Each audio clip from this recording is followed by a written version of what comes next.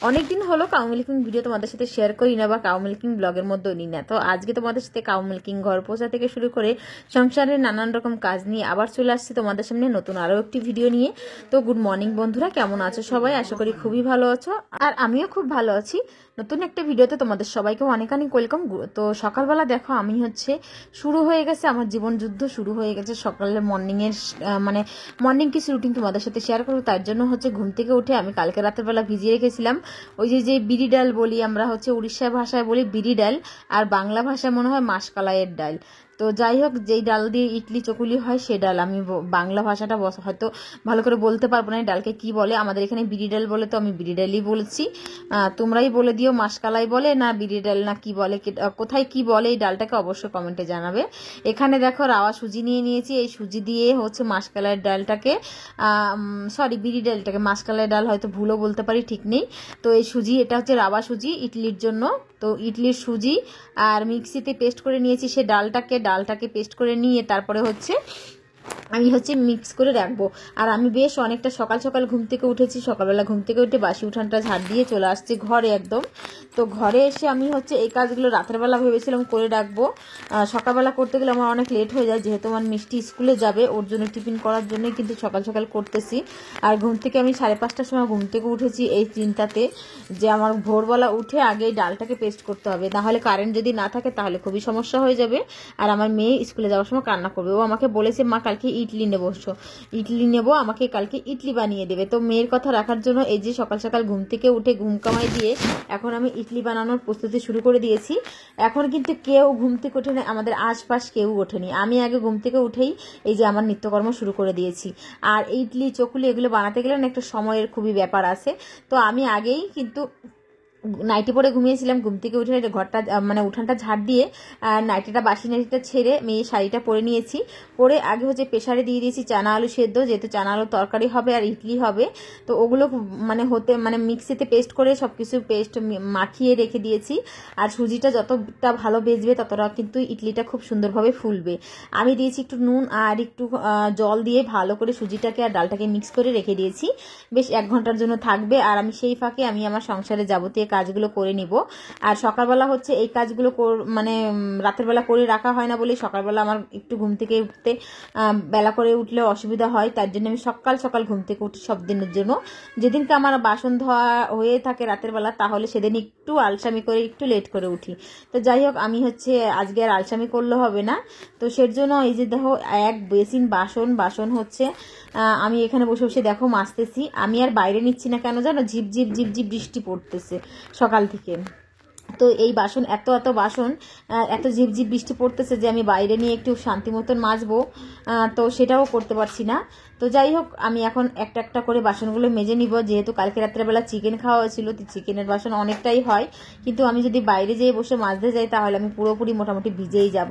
তাই জন্য আমি ঘরে বসেই একটা একটা করে বাসনগুলো মেজে নিচ্ছি আর কি।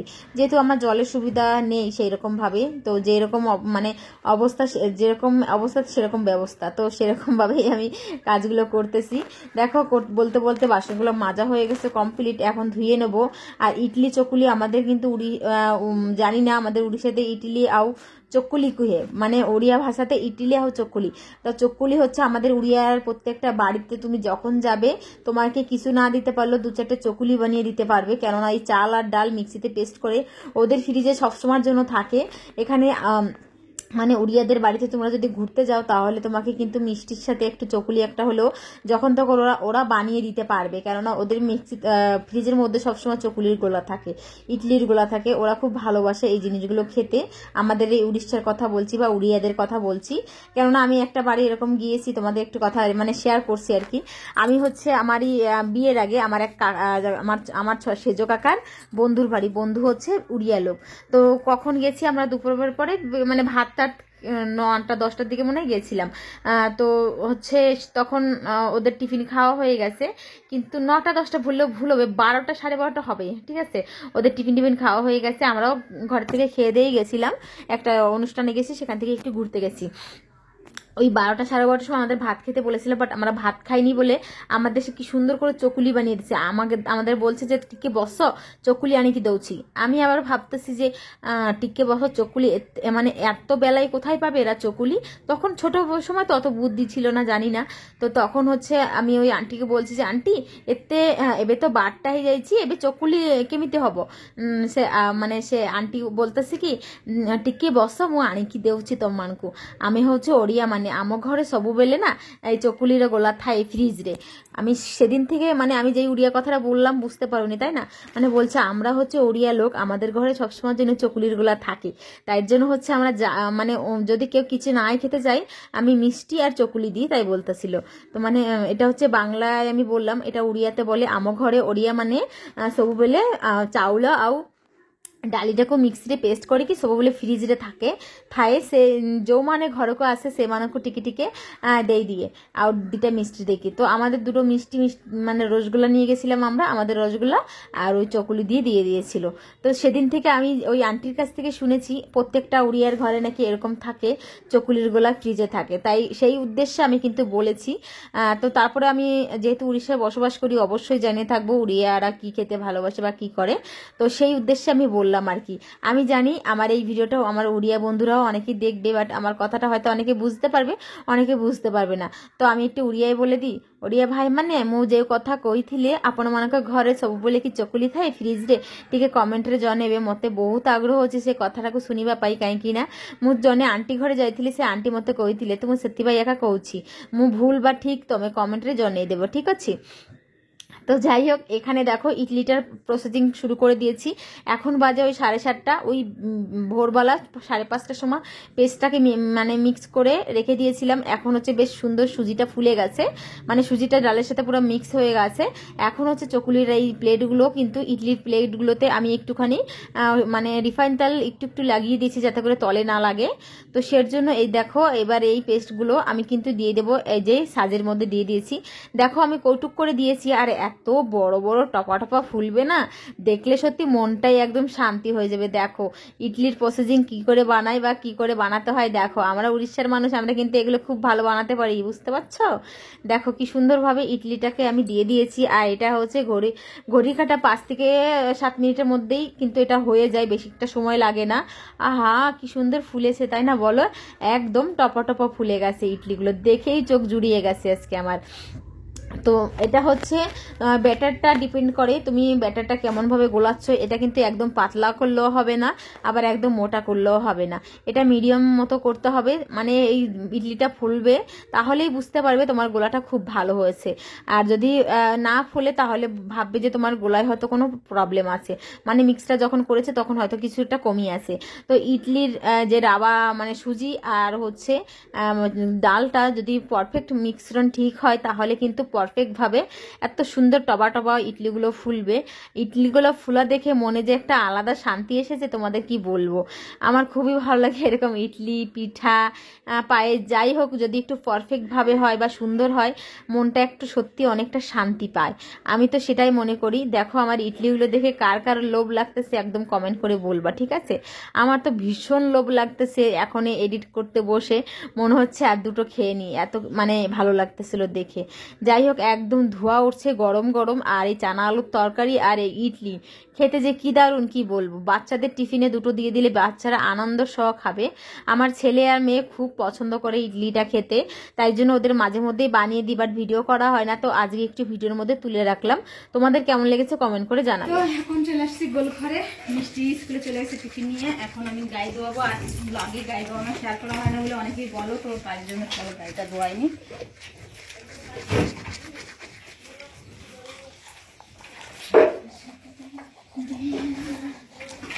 মনে হচ্ছে বাসিরে দুধ খেয়ে ফেলছে জানিস, পিছনের বান হালকা লাগতেছে। হ্যাঁ পিছনের বান হালকা লাগতেছে। প্রত্যেক দিন এরকম দুধ চুরি করে খাইলে কিরকম লাগে বলতে পারিস।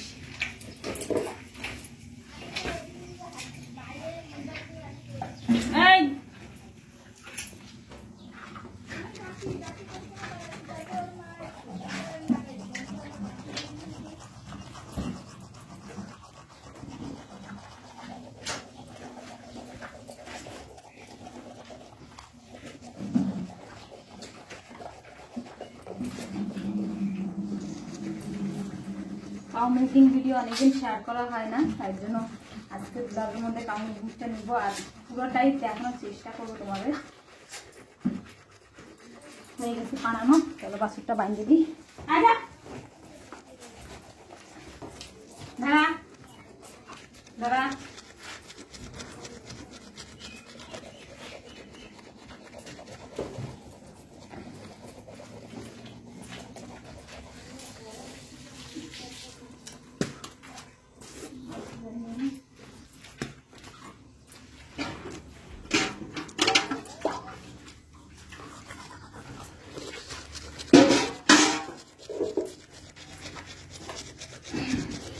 তো যাই হোক, আমি হচ্ছে অনেকদিন ভিডিওতে তোমাদের সাথে শেয়ারই করা হয় না কাউ মিল্কিং ভিডিও। যারা পছন্দ করো তাদের উদ্দেশ্যে আজকের এই ভিডিওটা।